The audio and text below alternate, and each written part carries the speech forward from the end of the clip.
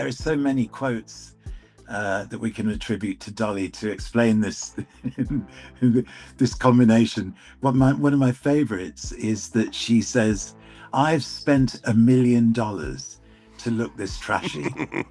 It's a great line. That was one of the things about Dolly. She never took herself too seriously. Through her music and her image, Dolly Parton made herself impossible to ignore. And then she gave every generation a reason to love her. This is why. Before her death, it felt as if Dolly Parton had always been there and was always going to be. After all, she was a country star to your gran, a film star to your mum. Then more recently, she was a Glastonbury hero, a collaborator with Beyonce and Pitbull.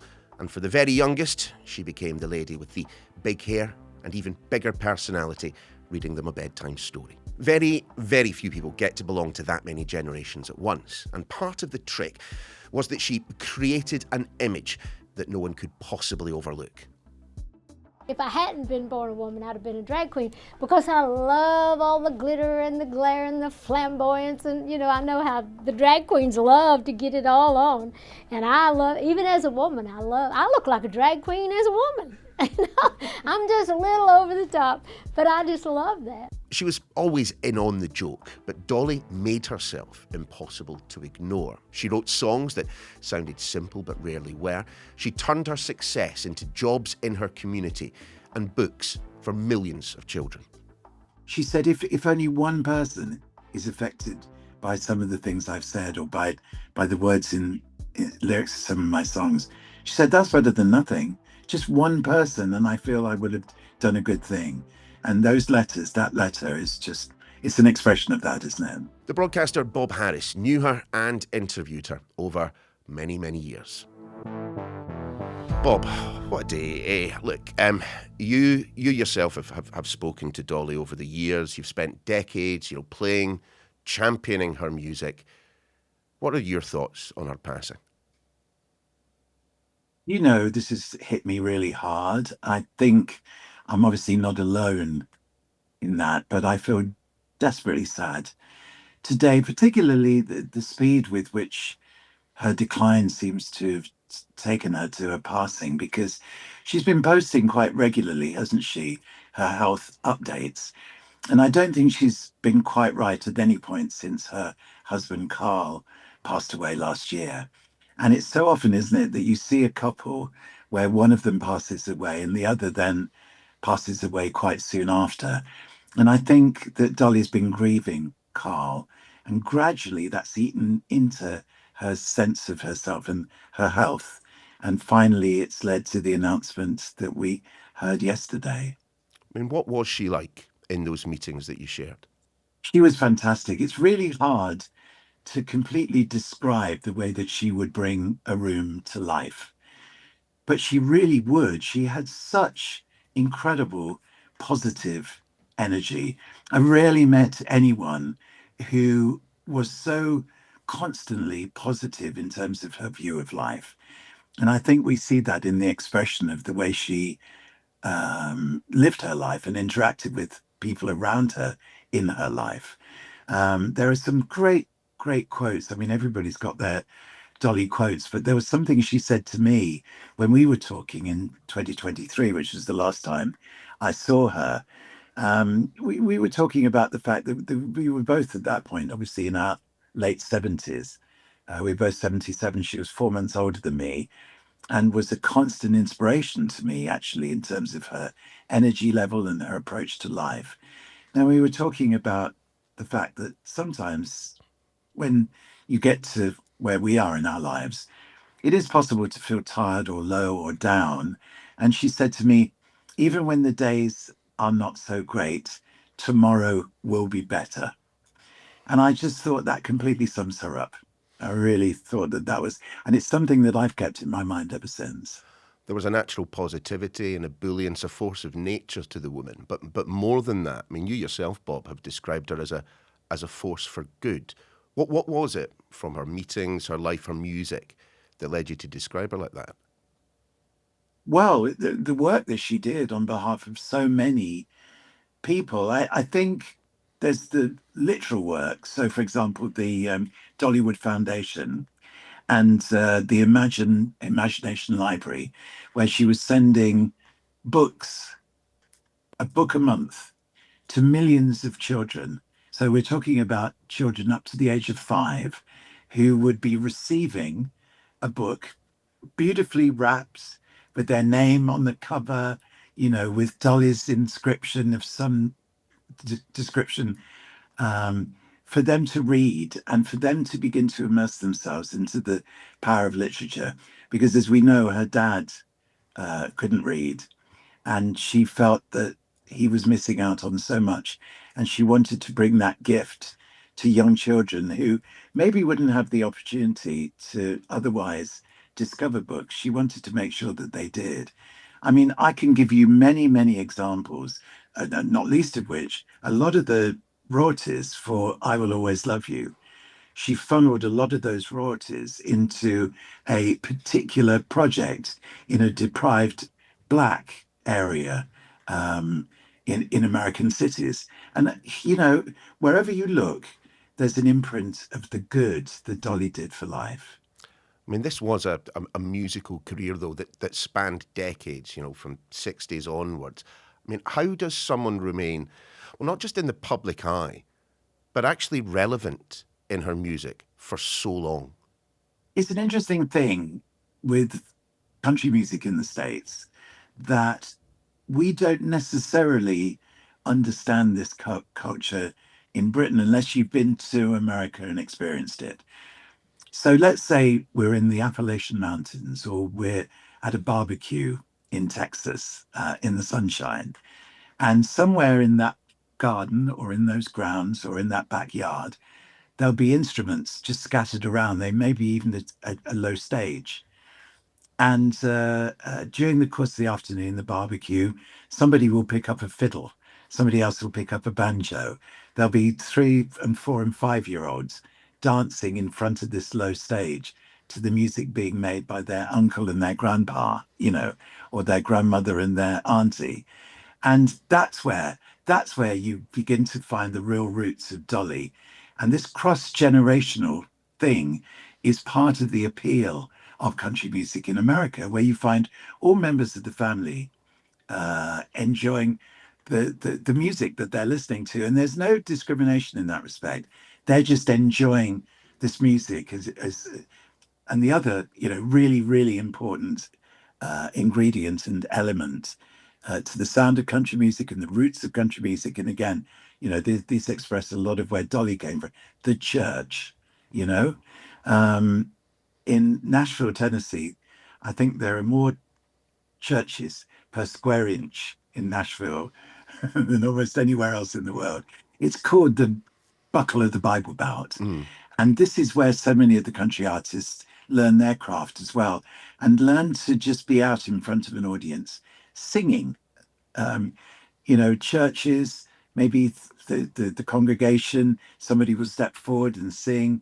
It could be a 3 or 4 or 5 or 6-year-old that has a good voice that the parents are saying, you take the next verse.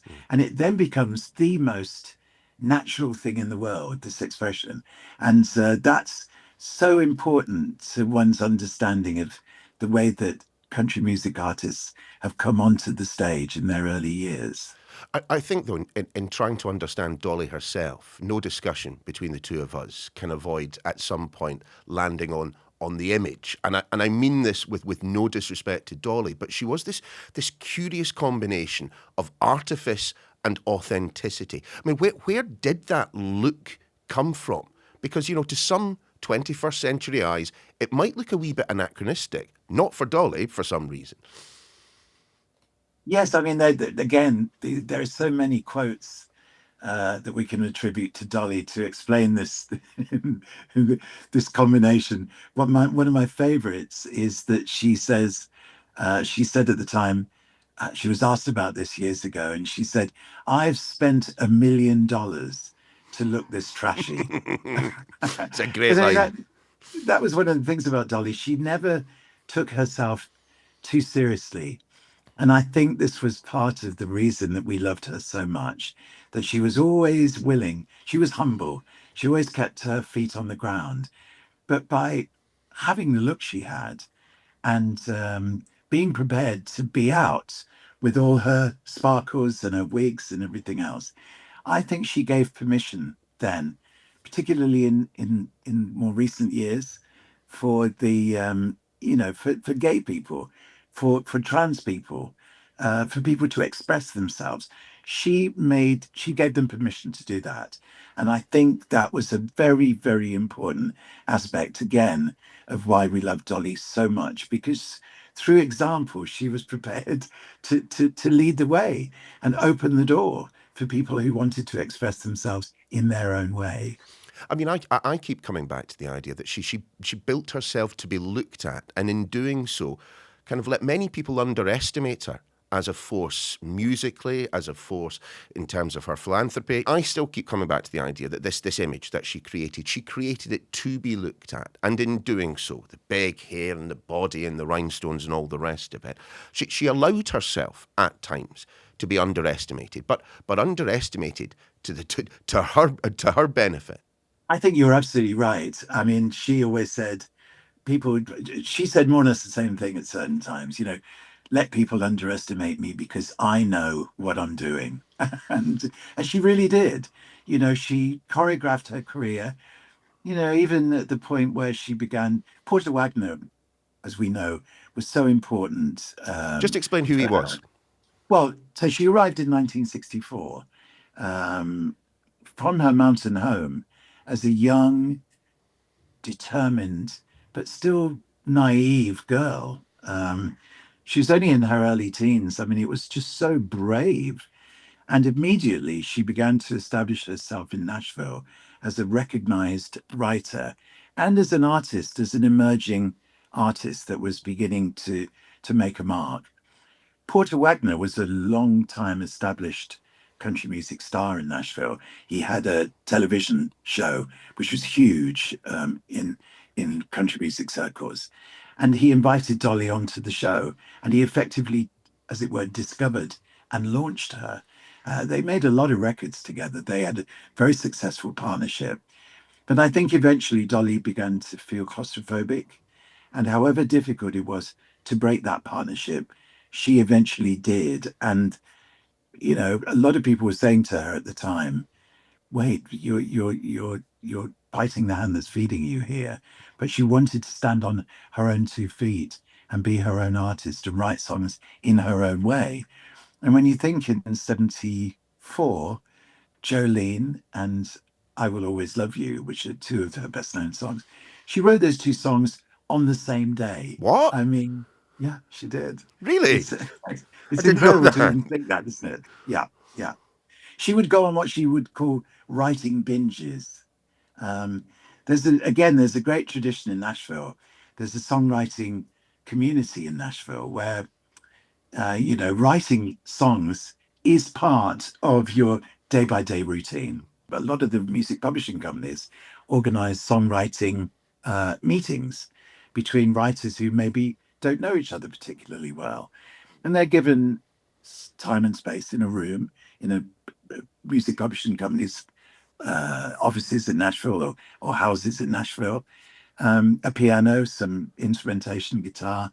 And they said, get together, here's a few ideas for topics, come up with a couple of songs. It's like the days of the old grey whistle test, actually, where in the days of Tin Pan Alley, where the Carole Kings and Neil Sadakas of this world were invited to sit in with each other and write songs. And they would write maybe, between all the artists or all the writers in a particular music publishing company, they might write as many as 15 or 20 songs in a week. And then those songs would be played to the ancillary workers that worked at the publishing companies, who had the nickname the Old Greys. And the ones that seemed the most likely to become hits would be the ones that the Old Greys could hum or whistle, having only heard them maybe once or twice in the hook. Of course, the old Grey Whistle Test, that was the music show that you fronted for many years, launched the careers of people like David Bowie, who certainly knew a thing about writing a tune. And when you look at songs like Jolene, like 9 to 5, they were incredibly catchy in terms of the music, in terms of the hook. But the themes, I wonder whether this is part of the reason that those songs and She have remained so popular to this day, because they deal with some pretty big themes. Jolene, of course, a woman concerned about her partner, but it's not a song of anger, it's not a song of violence. 9 to 5, you look at it, at first glance, it looks quite a poppy record about going to work, but actually look at the lyrics, and it's someone shrieking at the injustices of the way in which women have been treated in the workplace. Yeah. And both those songs would have passed the old Grey Whistle Test, by the way. Yeah, of course. But no, you're right. And, again, one of the things about country music that's always been the most attractive element of it, and Dolly, it absolutely reflects this completely, is the music's ability to tap into the feelings and the lifestyle of the fans who love that music. And Dolly was absolutely brilliant at nailing the way that her fans might be feeling at any given time. And those two songs, both of them, Jolene in particular, demonstrate that completely. I mean, and then you see artists from the 21st century returning to those records. And of course, at the top of the list, you've got to say, Beyonce collaborating with Dolly Parton. I mean, there's a way to stay relevant in the 21st century.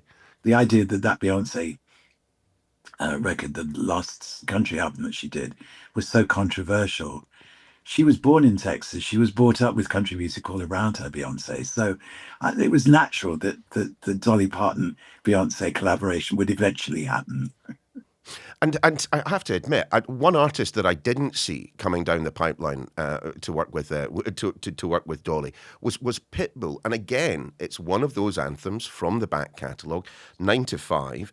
I mean, did those artists seek her out, or was it Dolly who was doing that? I think it was the other way around, as you put it. The people were seeking Dolly out. I think at the time that she and I spoke was the release of the Rockstar album in 2023. Now, that was something that Dolly did seek out because she realized that she hadn't covered rock in all the years and all the genres that she'd been connected with. Rock was the one exception. And she really wanted to make a rock album. And she did it with the company Big Machine. So she was able then to enlist the help of rock artists that came onto those tracks with her. And she was also able to allude to some of the things that she felt important in terms of the way of the world and the way the world is at the moment. In particular, there's an opening track called World on Fire, where she's saying, she's not making any judgment, but what she's saying is the world's gone crazy. Let's just stop for a second and have a look at the way the world is. Are we happy with the way the world is? See, she's asking these sort of questions. She's not saying to you, you should be unhappy with the way the world is because this and that. But just stop and think for a second. How do you feel about the world, the fact that the world's on fire? Now, that's so subtle because she never stated any particular political preference, and yet she alluded towards trying to make the world a better place. Well, she didn't allude to, she worked hard to try and make the world a better place. I mean, Bob, you will have seen country music move in and out of the mainstream over the decades here in the United Kingdom. I don't know if you were there back in 2014, but I guarantee you will have watched her performance on the Pyramid stage at the Glastonbury Festival. Yeah. Well, it's interesting. And I mean, country music, it's official. Country music is the fastest growing music genre in the UK.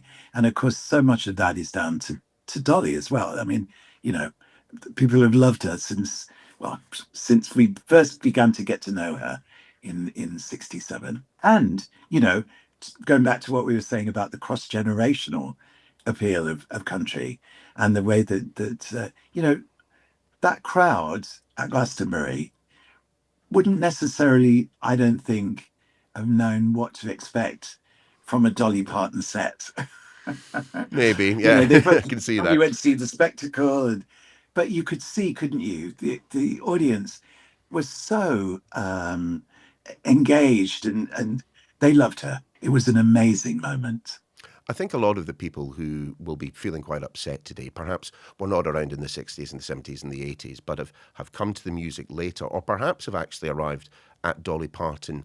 You know, as you say, she was not political, but she was possessed of strong opinions, and she did make them, and she showed her support. Yes, she did. And, there are the quotes where she talks about, I don't care what the color of your skin is, white, and she'd go white, black, yellow, purple, blue, gray. It just doesn't matter. Um, I think it was very important to hear that sort of opinion and language from someone as influential as Dolly. And I think that's what we're all feeling today, isn't it? That America in particular. I mean, I feel very sad about what's been happening in America over the last 10 years or so, because I took my culture from the States from the time I was a teenager, buying my rock and roll records and loving Elvis Presley and Jerry Lee Lewis and Chuck Berry and Fats Domino. Can't even tell you how important it was for me to be there, as it was for all of us. David Bowie, Robert Plant, Elton John. We all wanted to be part of American culture. Nowadays, I don't want to go back to the States. I feel it's a hostile environment. I'm not even sure they'll let me in. Do you know what I mean? Yeah. It's really difficult, and we've lost a person who wanted to bridge that gap, who throughout her entire life was talking unity and love. I was talking to Dolly about the fact that we were both children of the 60s in many ways. I mean, I vividly remember 1967 and the Summer of Love. And I know that the hippie ideals have been derided somewhat since, but what is that lyric line? What's so funny about peace, love, and understanding? And that, to me, was what Dolly represented. To kind of bring it back, though, to Dolly, the songwriter, where do you place her in the pantheon of great artists? Right at the very top. Really? Honestly. Yeah, I really do. It's not just that the songs were successful and she was so prolific, but the topics were so real. I mean, there was a run of bluegrass albums that she made in the early 2000s. In one of them was a track called My Tennessee Mountain Home. And it was a song that talked about her background. And it really touched me. I did, we haven't experienced what she went through in there, but the one thing for sure was that her family, big though it was, poor though it was happy. It was a happy family. It was a secure. She was given fantastic tools to deal with life in a positive way. Happiness. She took happiness with her from that Tennessee mountain home into her career. And, how often did we see Dolly smiling? She always all the time. seemed Yeah. to be smiling. Yeah. And I think that so much comes from her background. People around the world will be mourning her. People of all ages will be mourning Dolly's passing today. And usually we ask, what do you think her legacy would be? Actually, what do you think Dolly would want her legacy to be? She was a successful businesswoman, a philanthropist almost beyond compare, a musical artist that is still being played, decades after she first started. What would she want to be remembered for, do you think? I asked her this, and she told me straight, to be known as someone that brings love and unity to the world. Do you know it's really interesting you say that, because this morning, obviously, we've talked about the Imagination Library and the philanthropy work she did there. Millions of kids around the world got books from her. They also got a letter from her, just as they were turning 5 years old and were heading off to school, and they wouldn't be receiving books from her again. And look, I get millions of these will have been sent out. But I just want to read it to you, Bob, and just get your reflections. Please. Because Yeah. it says this: you and all your friends are very special. There is no limit to what you can do or how far you can go. Just remember the lessons my family taught me. Dream big dreams, learn everything you can learn, and care for all those who care for you. You do all of these things, and you can be anyone you want to be, You are terrific, and remember, how else could she finish it? I will always love you. I mean, you can hear her voice in every word of that, can't you? You can. Isn't that touching? That's really almost brought a tear to my eye, to be honest. That because it's so empowering, isn't it? If each of those children, which she said to me, she said, if only one person is affected by some of the things I've said or by the words in lyrics of some of my songs, she said that's better than nothing. Just one person, and I feel I would have done a good thing. And that letter is just, it's an expression of that, isn't it? Yeah, well, Beautiful. she has affected a lot more than one person. Certainly the two people sitting Absolutely. in this podcast right now. Indeed. Yeah. Bob, it has been lovely to talk to you. Thanks for your memories. Thanks for your time. I really appreciate it. Thank you. And that's your lot for today. But of course, we want to hear your thoughts on the passing of Dolly Parton. What was your favourite song? What did she mean to you? Get in touch. Email me directly, y@sky.uk, and we'll read some of your replies out tomorrow. Till then, take care.